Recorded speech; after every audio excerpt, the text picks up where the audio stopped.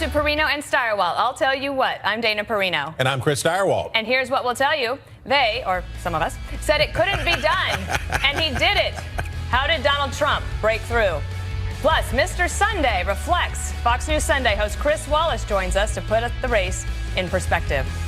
Rough run, Hillary Clinton's overconfident and underperforming campaign. Woof. Change agents, how Clinton and Trump remade the political map. And some of the very best moments from the craziest campaign. Man, I tell you what. I'm like stunned. Still. This is what I want to ask you. When we did the podcast TV show last Sunday, we talked about how it was 596 days since the first presidential candidate said he was going to run, and that was Ted Cruz. And because I have a British husband, yes, quite so. Campaigns around the world aren't necessarily as long as ours, and some people wonder, why do you do it this way, where you have a campaign almost for 2 years for President of the United States? Because I know you're tired, I'm tired, everybody worked really hard, the nation's tired of it, but do you think it's about the right amount of time? Well, probably execute a campaign in a much shorter period of time, because in about 6 weeks or 8 weeks. So most of when we look at the exit polls, most of the people decide long before. So you could, they get locked in. You could call an election for 6 weeks from now, and 80% of the vote is already spoken for without candidates, right? Okay. A Republican versus a Democrat. And then the question is, for that other 20 or 25% of the vote, where do they fall? Could they figure it out in 6 weeks? Probably. But who cares? Because you know what? Free speech is a thing. And what the Supreme Court has ruled, and what we have ruled in our hearts, is that we should not ever consider the idea of limiting people's opportunities to speak out. Somebody has probably already decided that he's going to run for president. Somebody has probably already declared. Probably that same person. Right, exactly. And in 2020. And there's nothing wrong with it, right? Let him go. Let him roll. Well, and you are auditioning or you want the biggest job in the world, the leader of the free world. You want to be the CEO of the United States of America. But there is something to be said for, and I do believe this is true, as we move forward, celebrity name recognition, basically the way it works in politics is, used to work in politics, you get a record and then you get famous. And the way that you get famous, you know, you're famous in your own state, or you're famous where you have been governing or working, and then it costs a lot of money. You have to raise a lot of money to become famous in the whole country. And you have to become famous in the way that celebrities are famous. Barack Obama is a very good example. A guy who had a high profile, but outside of Illinois, probably not known that much. By the time he is... But when he gave the convention speech for the Democrats in 2004, everyone was like, wow, who's this? I remember I got to meet him in February 2005. We went to the Gridiron dinner separately, but we were sat at the same table across from each other with USA Today. It was my first time going to that dinner. I was like, wow, I get to sit across from the junior senator from Illinois. He'd been in town about 10 days. When I got home that night, my husband said, so how was it? And I said, Peter, I got to tell you, I met Barack Obama, the senator from Illinois, and I think he could be president in like 20 years. Wah, wah. 4 years later, he was the president. But when you were talking to him and you knew him and your husband knew who he was and he was a freshman senator, he probably had reached that threshold. No, not even close. He probably had a national name identification of 20%. Maybe, right. Nobody knew him. Right. So there were 3 people when we started running. And by the way, this is the final installment of us. It is. It is. And we've enjoyed it being with you. We've enjoyed it immensely. But as we look back over the course of this election, there were 3 people that started with essentially 100% name identification, which is where everybody ends up. No matter who you are, when you finish running for president, you have 100% name identification. But the 3 people were Jeb Bush, Hillary Clinton, and Donald Trump. And the question about the future, and the question going forward is there going to be time in our media culture, in what we're doing, is there going to be time for people to get to 100%, or does the future belong to people who are already famous? That's interesting. I wanted to ask you about, obviously, the end result. We've had a dispute on the podcast and on the show, because you've made fun of me for a while. Last May, I said that I could see a scenario, because Donald Trump was so popular, that he could win the popular vote but lose to Hillary Clinton in the Electoral College. But I mocked you. You mocked me. Yes. And so now, it ended up that the reverse was true. Right. Hillary Clinton won the popular vote, hitting her target, and that was about the national polls. Right. But she loses in the Electoral College. So 4 times in American history now have Republicans won the presidency through the Electoral College, but not won the popular vote. Democrats are reminded of this, and then they do stuff like march down 6th Avenue in New York. And Philly and Los Angeles, Chicago. And they're angry. They're like, what's this Electoral College you speak of? Electoral College, this is so bad.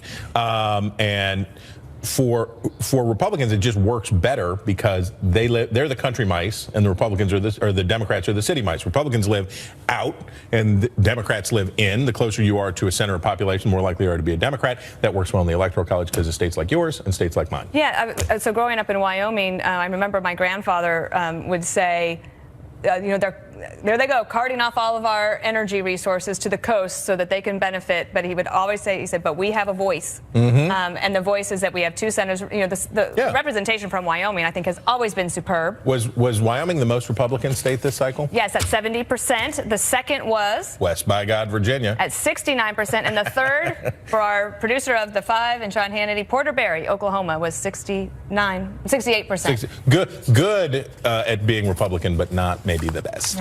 Well, it's been great, and this is our last show, and I didn't want to let the opportunity go by because Chris Wallace joins us, host of Fox News Sunday, but so much more. It's been a real pleasure to be a part of the Fox News election coverage team and to be with you on election night and to watch it all unfold was really amazing. Your thoughts on those days after that?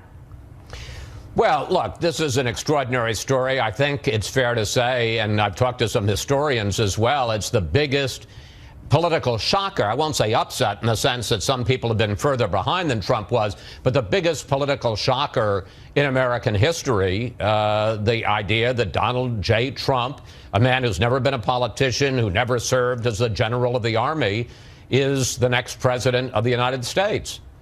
And in that last debate, when you were the debate moderator, did you have a sense for how the country was feeling when you were asking those questions? Because I thought, especially when you started out and talking about the issues that people had thought hadn't gotten enough attention, that you really hit the nail on the head. Well, I wasn't worried about what the country was thinking. I was trying to get through the 90 minutes, but you're exactly right. You know, it was astonishing, and in a sense, it was an advantage to be the moderator of the third debate because the Supreme Court had never been discussed. Guns, abortion, immigration, which was one of Trump's fundamental issues, had never been discussed, let alone debts and entitlements. So there were an awful lot of issues there, and not that I was favoring one or the other, but I thought, let's hear what both of them have to say about it. And there was a real contrast, obviously, on all of those issues. So it's an amazing story of what Donald Trump was able to do in a very unconventional way, a new way of campaigning. He'll be a new president. But what about the Democrats in the aftermath? What do you think going through their minds?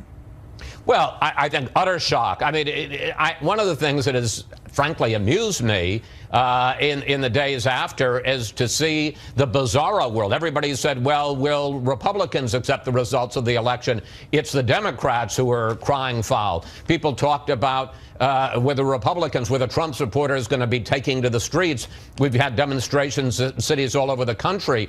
The late night comedians, the hosts on the morning talk shows are acting like their puppy died. And then there's this, which I have to say I just find astonishing. This is the headline on Thursday, Dana, in the New York Times. The banner headline the day after, basically the first day, because the news of Trump's victory broke so late. It isn't Trump wins, new man in power. It's Democrats, students, and foreign allies face the reality of a Trump presidency. So much for fairness and objectivity on the front page of the America's paper of record. It's almost a parody of itself. This will be another presidential transition that you witness. What do you expect coming up? Because I think that both President Obama and President-elect Trump and even Secretary Clinton were very gracious. Do you expect to see that continue through? Absolutely. And frankly, I think it was your old boss, George W. Bush, who really set the marker there. because there were all kinds of stories about when he came in 2000, and some of the Clinton people had taken the W's off all the computers. And you can tell me, but as I understand it, Bush just laid down the law. We're going to make this business-like. We don't necessarily like the guy who's replacing us, but this is bigger than us. It's about America. And I absolutely expect the Obama team and the Trump team to act in the same fashion. We did. We had a mandate from the president. It would be to be the most professional transition in the history of the country, and we tried to follow that through, and I hope that set a good example. All right. Thank you, Chris. We appreciate it.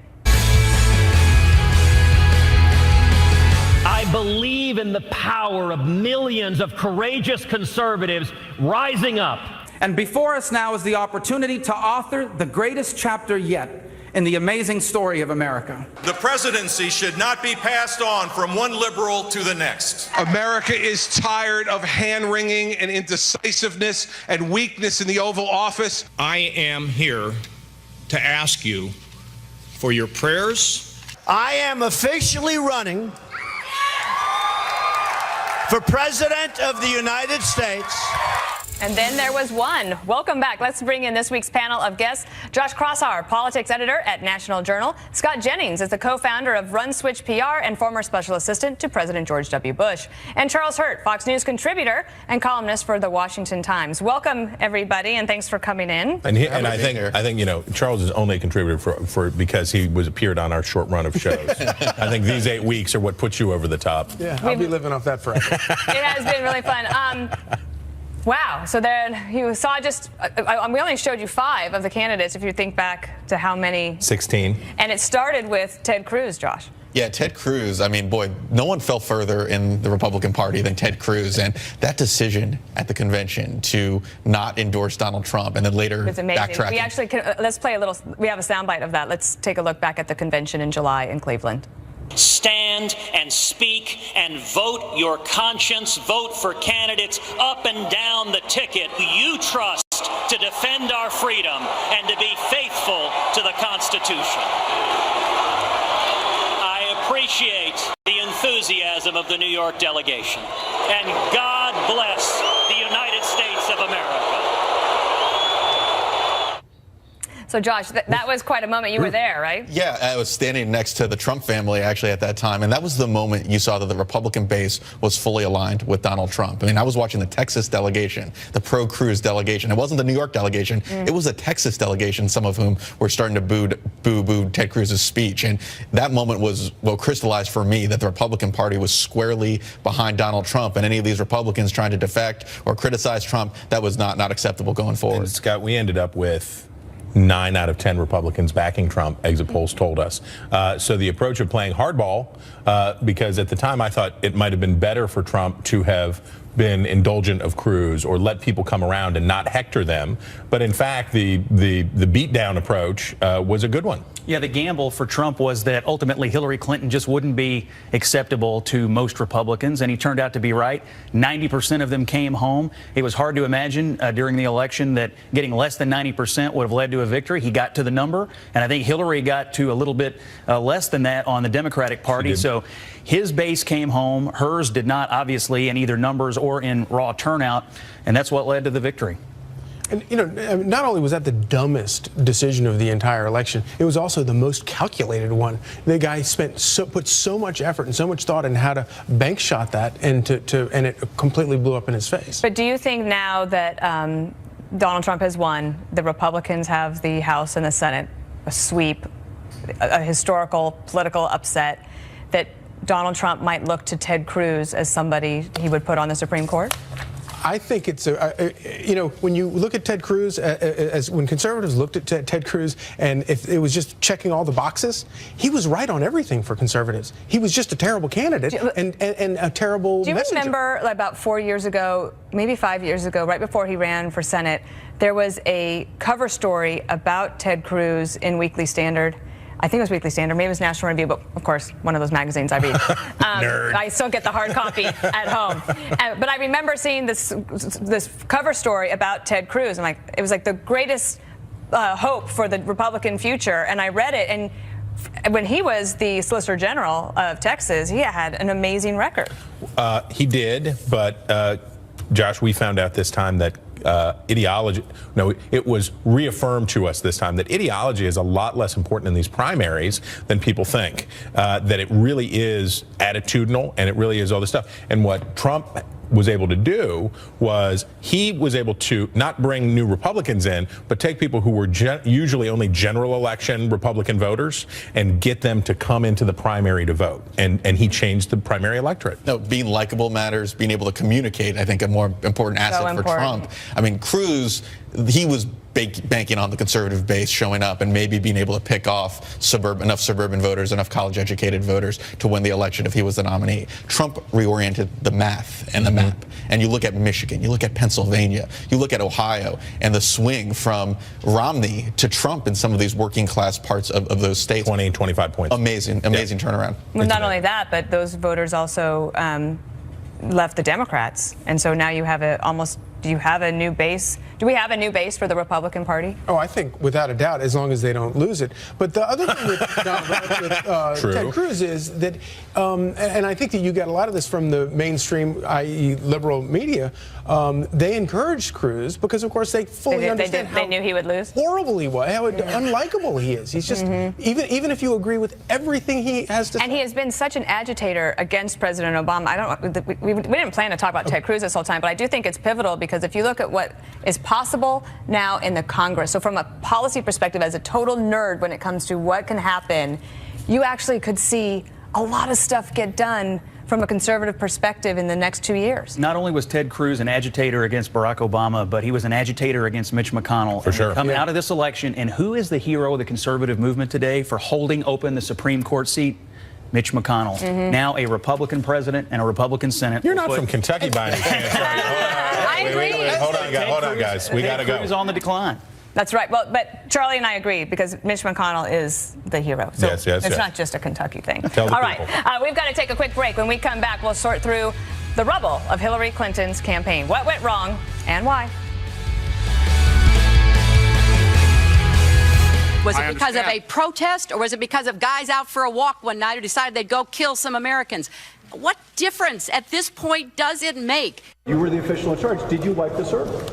What, like with a cloth or something? I don't know. Looking back, it would have been better if I'd simply used a second email account and carried a second phone, but at the time, this didn't seem like an issue. We cannot find a case that would support bringing criminal charges on these facts. James Comey, the FBI director, sending this to Congress that the criminal investigation of Hillary Clinton, the former Secretary of State, is back on. We don't know the facts, which is why we are calling on the FBI to release all the information that it has.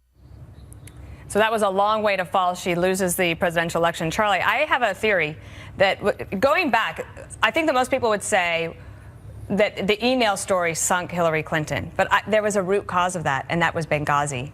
And it wasn't just what happened in Benghazi, but the congressional hearings that Trey Gowdy held in the House uncovered the fact that there was a private email server. Without the Benghazi hearing, you never would have known about it. And like with anything in politics where you have people that have been around for decades, the most important, devastating things are things that tell us what we already sort of know about a candidate. Right. And so at the end of the day, I guess it was about a week before the election, Dave Chappelle, early voted comedian, hilarious guy, but he unleashed a beatdown on how plastic she is, what a liar she is, how nobody likes her. When she's talking, you don't believe a word she says. And at that moment, it was like, wow, people, even her supporters, they don't want to vote for her. And Josh, I think I'm correct that she didn't meet any of her margins, right? And maybe not any, but like in Iowa in particular, the Trump campaign thought that it was really close, but her people didn't turn out. Scott alluded to this earlier, but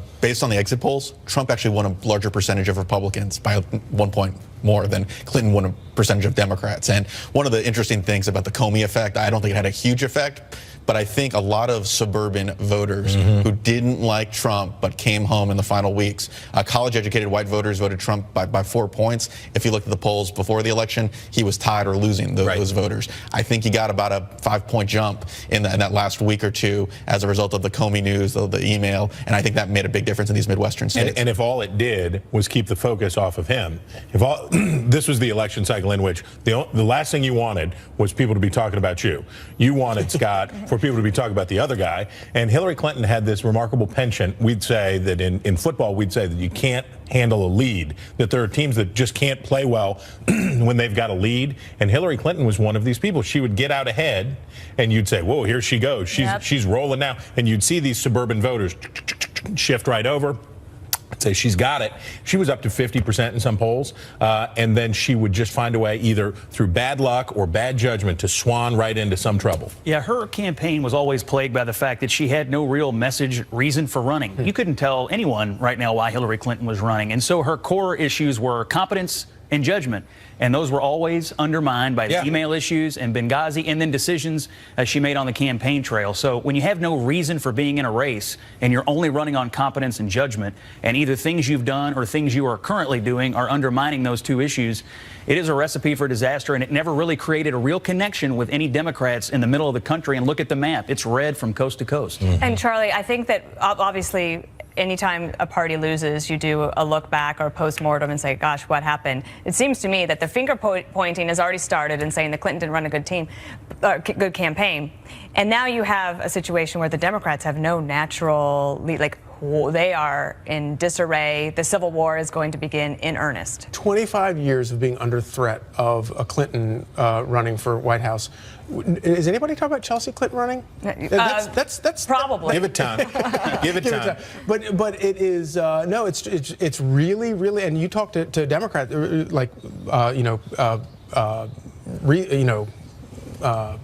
logical. I mean, not non-delusional Democrats. You're trying to find a kind way to what to call it. Very sweet, Charles. And they will tell you they are terrified because Elizabeth Warren. I mean, she's awful. Oh, she is. Oh, now. Oh, you watch. How much more? But do they go for? Do they try to go more populist, or do they try to recreate the Obama coalition? It will be fascinating to watch. Well, go ahead, Joe. Well, this is the consequence when you play to that Obama coalition, but you don't win any midterms. You lose the House in 2010. You lose the Senate in 2014. The bench of talented candidates, talented politicians that could have been built up as successors, both in this election and into the future, are totally non-existent. I tell you people something, which is don't listen to any stuff that people say about who the next person is, because after the 2004 election, the Democrats said, well, is it going to be Mark Warner, or which moderate is it that was me at the gridiron dinner. It must be Mark Warner. The Democrats have to move to the center, and then after 2012, they said, boy, they need maybe a Hispanic, or they need somebody who can outreach and do that, and they said, or Trump. So I would say chill on that. We've got much more, as I'll tell you what continues. But while we take this short break, here's what you need to do, my fellow Americans. Go to foxnews.com/PS podcast to listen and to subscribe. You can also sign up for the Fox News Halftime Report. Oh, that sounds interesting. Oh, that's right. I write it. You'll love it. It's free, so it's worth every penny.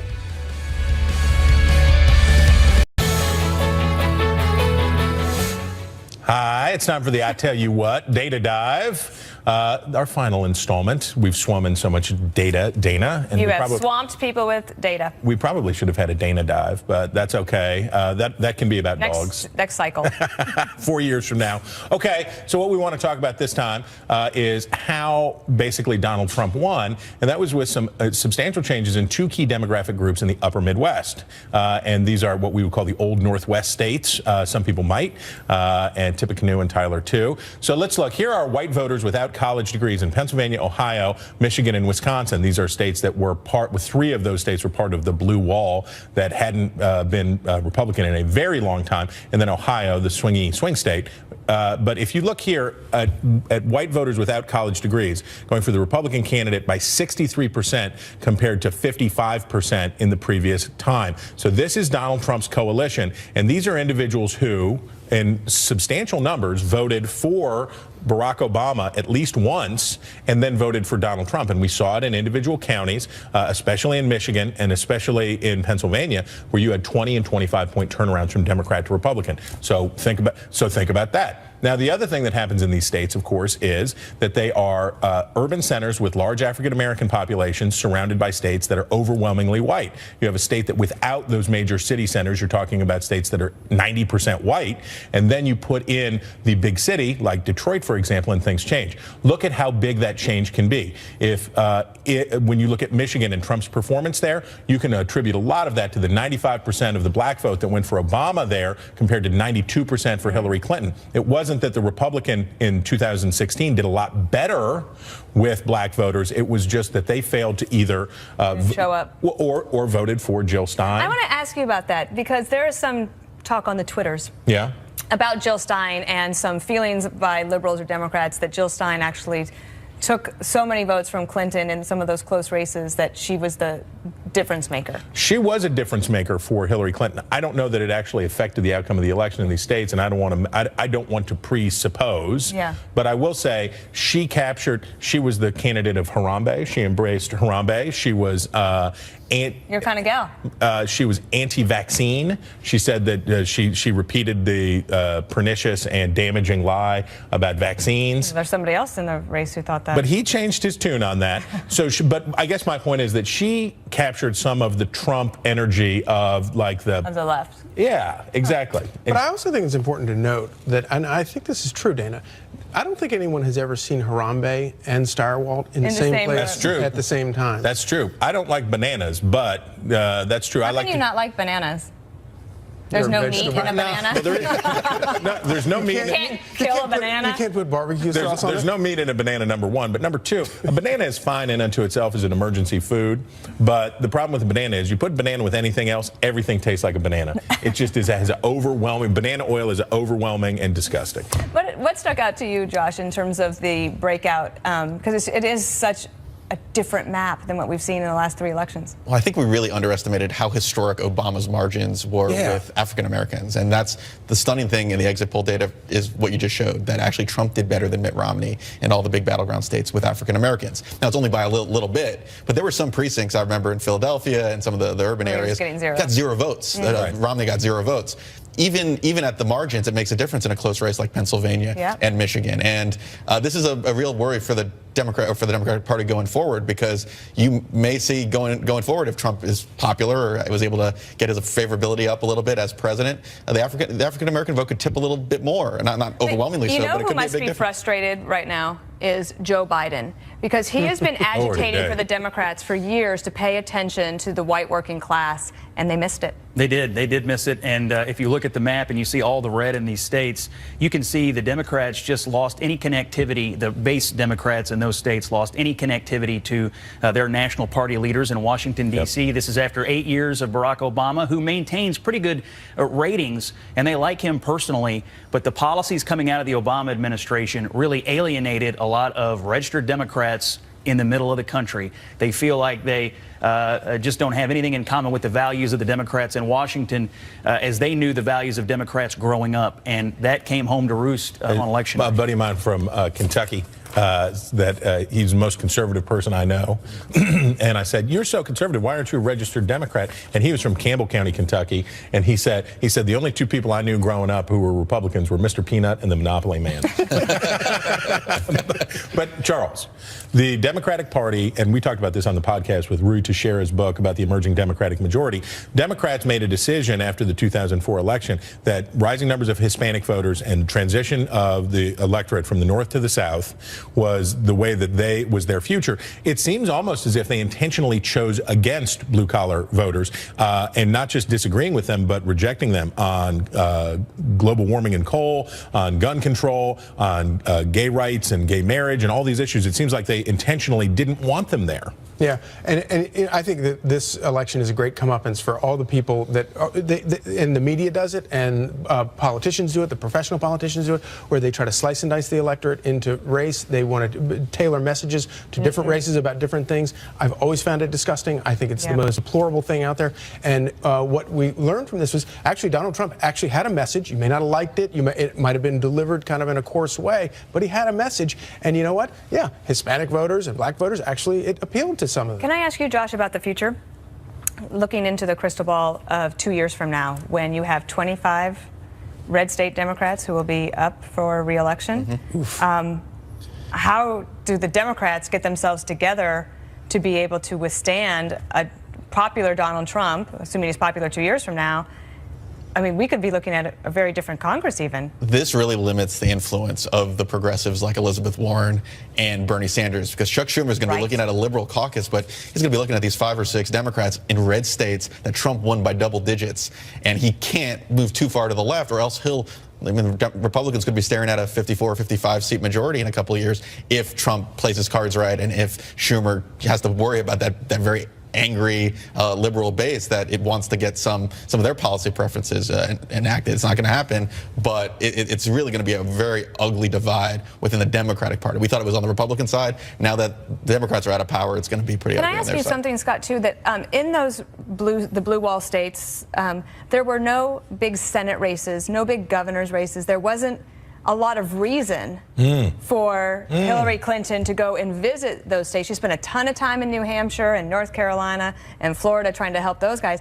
And I think in some of the postmortems they're thinking, why didn't she go up there a little bit more often? Yeah, they just misjudged how in danger those states really were, and they never really understood that they didn't have much connectivity with the base Democrats they needed in places like Wisconsin and Michigan and Ohio. I mean, they were campaigning in Ohio even at the very end of the race thinking that it was in play, and of course it was a wide margin that they lost 10 that points? by. A humiliation. A lot, not quite, but a bunch. A lot. All right. Stay tuned, because the much anticipated, I'll tell you what, news quiz is coming up. We'll see how closely this panel has been paying attention to the news this week.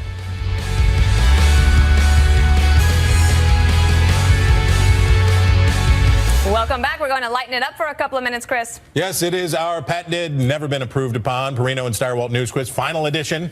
And our first question goes to Josh. Josh, Republicans fought to hold on to control of the Senate in 2016 and give the party control of both houses of Congress and the White House. The GOP did the same thing in 2000, but it didn't last.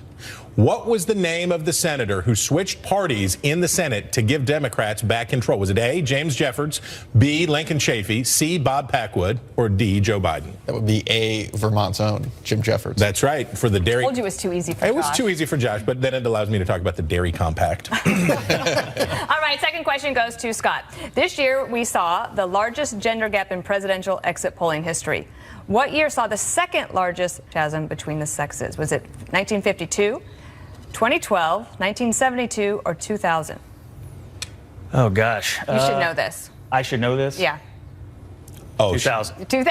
I always like to help me. Thank you. Bush administration sticking together. It was in 2000. And then in 2004, he came back to win women by 48%. And the 2000 electorate looked a lot like the electorate we saw this year, incidentally, in terms of its composition. Interesting. Okay, and our final news quiz question goes to Charles. Carlos, how many governors ran in the Republican primary in 2016? 4, 6, 8, or 10? 10. No, it was 8, Charlie. You actually knew that. You really, I know that you actually knew that. I don't believe in tipping the scales. But you were pretty, up until now, you've done well in the news quiz on a temporary TV show. I was, yeah. You should have tried a little harder. Can you, Josh, can you name the governors who ran? Boy, so Huckabee. Right. Perry. Jindal. Oh, there's 9. The question was wrong. Sorry, Bobby Jindal. Charles, you get a win on that because we totally Gilmore, forgot about Bobby Jindal. Walker. Right. Scott Walker. There were a lot. So many people ran. Scott Gilmore. Scott, my question is, the crowded Republican field was partly due to the fact that parties don't have power anymore. In the era of super PACs and decentralized authority, there was no head knocker that could come in and say, you drop out, you shut up, if you don't quit, we're going to cut you off. There was no central authority. Republicans now look at 2020 and say, we're going to have the same thing again. We're But going to have 18 people RNC becomes run. the ground game. Right, they're the director of operations. Yeah, the RNC did become the ground game in this. The Trump campaign almost outsourced it entirely to the RNC. So while parties have gotten weaker in the era of campaign finance reform and super PACs and nonprofits, in this particular election, the RNC got to take the lead on knocking on doors and making calls, and ultimately it will have been judged a great success. So it was a little bit of a win for a major political party, at least operationally, in an era where everyone says parties are weaker than they used to be. Do you want to comment on that? No, but I don't totally agree with that, because if we saw anything out of the document, the WikiLeaks dump for the Democratic Party is still in control, and it's why I think not anymore. But they got their nominee, and despite a huge popular surge of support for Bernie, and I would say that the revolution that we have just seen in the Republican Party is still waiting to happen in the Democratic Party. Totally. Oh, and they're going to have to go through that desert, and drink the blood of your rivals. Yes. Josh, could I ask you if you were going to comment on any of these 4 races? Because I have graphics for any of them. The Senate races in Florida, North Carolina, Pennsylvania, or New Hampshire. What would you choose? I would say Pennsylvania is a really fast. Okay, well, pull up Pennsylvania for us. Pat Toomey hung on because of Donald Trump. If you told me before election night that it would be Donald Trump's coattails that would get Pat Toomey to victory in Pennsylvania, I would have been stunned. And Toomey ran against Trump. He was trying to run as a more moderate Republican in suburban Philadelphia, but he was really struggling to win over those Trump voters in the more rural. Maybe both things can be true, right? Right. You kind of have to play both sides in the new Republican Party. You got to play the Trump side of the party. You got to play the Paul Ryan side of the party. Toomey, it turns out, did a very good job of doing that, but if it wasn't for that Trump turnout in the more working class parts of the state, Toomey would not be reelected to the Senate. Do you like Florida, North Carolina, or New Hampshire? I like New Hampshire. Okay, let's pull up New Hampshire here. What happened? Yeah, well, I mean, this was a state where they spent $125 million on the Senate race up there in New Hampshire. Yeah, and it wound up being decided by literally just a few hundred votes. Right. Yeah. And, of course, Trump came up just short as well. And so this is a state where if you told me that Ron Johnson would be going back to the United States Senate, Kelly Ayotte, no one would have taken that bet. And that's a sad thing, because Kelly was very well liked in Washington and had good political skills. I would make a recommendation to the Trump team. Kelly Ayotte would be a really good public servant. And she would be a great Secretary of Defense. Be a part of the administration. She would be. That's a great point. She would be a spectacular. You heard it here first. Yeah. I'll tell you what. Florida or North Carolina? Nevada. Nevada, I don't have it. I don't have But this is a serious question, and I don't know the answer to it. Joe Heck in Nevada and Ayotte in both had in New Hampshire both had a tough relationship with President-elect Trump. Did that hurt them? Well, so here's I don't know. I mean, last answer here. Nevada, there's a no. You don't vote for anyone. There's an option to do that. None of the above. That cost Heck the election. There were a lot of no votes. A lot of people did that? Yep. All right. I don't like that option. Oh. Make a choice. All right, stay with us, because next I will try to stump the Stirewalt, our last one, with 2 presidential history trivia questions. How do you think he's going to do? Poorly. We'll see.